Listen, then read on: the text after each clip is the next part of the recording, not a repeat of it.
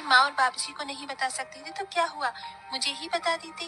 अब क्या करूं, सब कुछ इतनी जल्दबाजी में करना पड़ा कि मुझे तुम्हें बताने का समय ही नहीं मिला। चलो कोई बात नहीं, शादी मैंने ऐसे ही कर ली, लेकिन मैं रिसेप्शन पार्टी बहुत अच्छे से करूंगा। उसमें तुम अपने सारे अरमान निकाल लेना मेरी प्यारी बहना।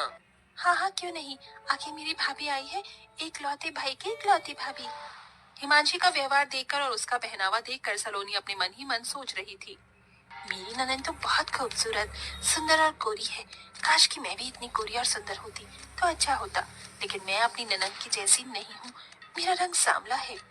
सलोनी अपने मन में ऐसा सोचकर अपना मुंह लटका लेती है। कुछ देर बाद हिमांशी सलोनी को अपने भाई के कमरे में लेकर आती है। भाभी जी, आपको अगर किसी भी चीज की जरूरत हो तो मुझे बता देना, मैं यहीं पर हूँ, आवाज लगा देना, मैं आ जाऊंगी और आपकी मदद करवा दूंगी।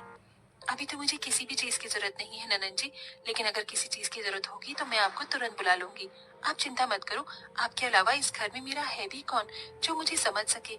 एक भाभी के लिए एक ननन बहुत मायने रखती है, आप तो इस चीज को समझती हो ना।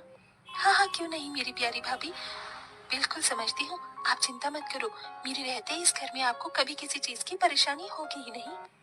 ऐसा बोलने के बाद हिमांशी अपने भाई के कमरे से बाहर आ जाती है।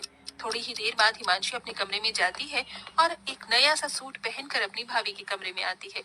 अरे भाभी, अभी तक आप तैयार नहीं हुई हो, रुको मैं आपको तैयार कर देती हूँ। हिमांशी अपनी भाभी सलोनी को तैयार करने लगती है। तभी सलोनी देखती है कि हिमांशी ने बहुत सुंदर और प्यारा सूट पहना होता है। वो शीशे में अपनी ननद को देखते हुए कहती है, क्या बात है ननद जी, तुम्हारा ये सूट कितना प्यारा लग रहा है, तुम्हारे गोरे रंग पर खिल रहा है। मेरा रंग काला है ना, तो मेरे ऊपर ऐसे कपड़े अच्छे नहीं लगते। मैंने कई बार ऐसे कपड़े देखे हैं, लेकिन मेरा रंग और बेकार लगने लगता है। अरे भाभी कैसी बात कर रही हो आप, ये तो बहुत प्यारा कलर है और ये कलर भी मीडियम है, इसे गाजरी कलर बोलते हैं। आपको पता है ये कलर हर एक औरत के ऊपर जचता है, फिर चाहे वो काली हो या गोरी हो।